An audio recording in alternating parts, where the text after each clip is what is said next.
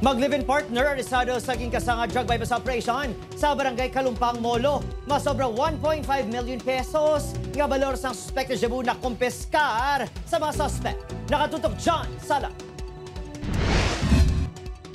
Nangin madanlog man ang pagtigayon yung nadakpan ng maglibin partner nga high-value individuals sa Sanay Jeffrey Galiofin, 24 anyos, residente sa barangay Soocare, Balokag, Mia Bird Panes, 20 anyos ang barangay Kalumpang, Molo. Sigid kasanga drug bypass operation sa barangay Kalumpang kagabi. 1.3 million pesos nga balor sa suspected siya bong nakuha sa mga suspect nga ginabatan nagabugat sang 200 grams. Suno sa CDEU, subject sa among operasyon si Galiofin. Bali, ginapakadto nila ilang mga buyer ang gusto magbakal, ginapakadto lang nila. Tapos may ara man times nga si Jepay amo ang kadto sa area kagadulong.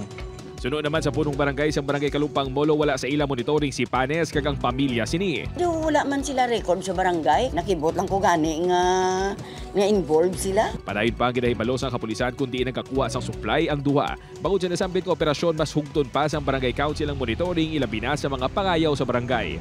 Ginpadulungan sa news team ang balay sa pamilya Panes sa din natabong operasyon apang wala sang may nag-atubang sa news team. Upo kay Hans Desierto, John Sala. 1 Western Visayas.